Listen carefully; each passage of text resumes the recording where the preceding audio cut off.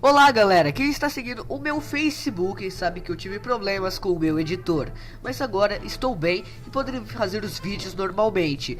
Hoje já é o quarto episódio de Países Fictícios, então, sem mais blá blá blá, vamos ouvir. Em 2056, a monarquia foi restaurada no Brasil, se tornando outra vez um reino. Isso fez que fiéis monarcas no México fizessem a mesma coisa, e a monarquia também foi restaurada no México, também se tornando um reino democrático. Logo em 2068, o Reino do Brasil e o Reino do México se unificaram, pois acharam que seria mais eficaz de invadir e controlar outros territórios. Eles atacaram os países da América Central, tirando o Caribe. Colômbia, Paraguai e Uruguai decidiram também se unir ao Império do Brasil mexicano.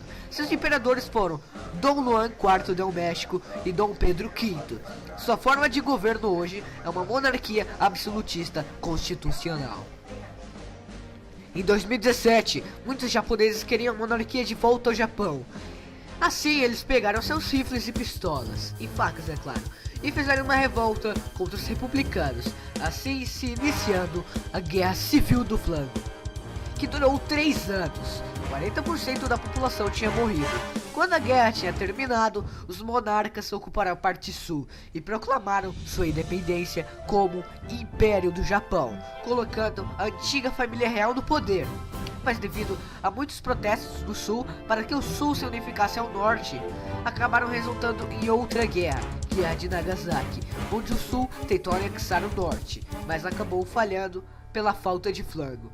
Hoje em dia, o Império prospera e é a segunda economia mundial, e seu poder militar está em primeiro. No ano de 2009, muitos protestos ocorriam na ilha de Marajó, buscando sua independência, até que em meados de 2014, muitos da ilha pegaram suas facas e armas e expulsaram para fora grande parte do exército.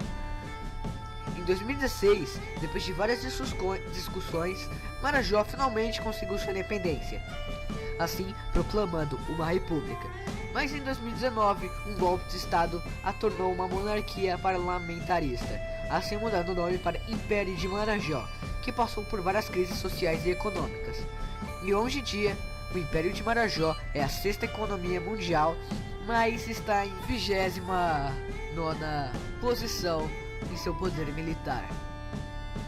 Em 2020 houve uma guerra civil britânica pela independência da Escócia, apoiada pelo Brasil, Holanda e Japão, que resultou na independência da Escócia, reconhecida pela rainha da Inglaterra Elizabeth II.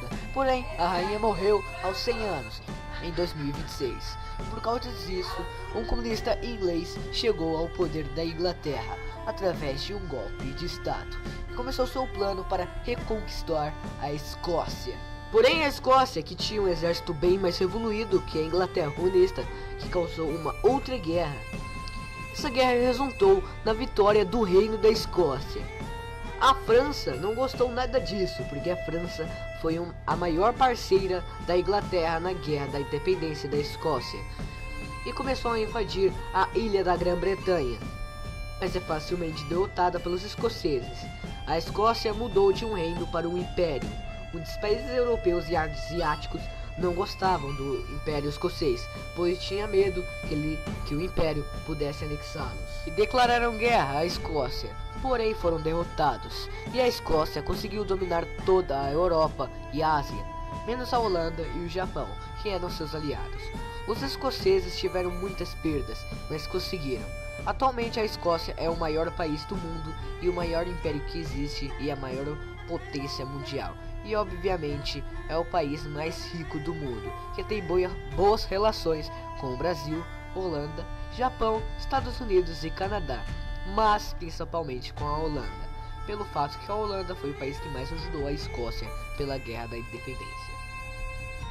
Na época do Império de Dom Pedro II, ele foi convidado para os Estados Unidos para aumentar as relações entre o Brasil e os Estados Unidos. Porém, o povo americano estava em época de eleição, fazendo assim com que o povo dos Estados Unidos tornasse Dom Pedro II candidato a presidente. Dom Pedro II não via problemas em ser governante do país, mas exigia uma coisa, que os dois impérios se unissem. Os povos de ambos países não gostaram muito no início. Houve até movimentos separatistas, mas acabaram se aceitando. A Inglaterra, que não tinha gostado muito disso, decidiu declarar guerra a partir do Brasil do novo império. A Inglaterra não entendia o motivo da unificação e também porque os Estados Unidos tinham rejeitado a monarquia inglesa e aceitado a sul-americana, que na visão deles era muito inferior. Mas mesmo assim, acabaram perdendo a guerra, deixando o novo império em paz. A UEAP, União dos Estados Americanos e Brasileiros, se tornaram a maior economia mundial, porém chegou a apoiar o eixo na Segunda Guerra Mundial, causando a vitória dos alemães.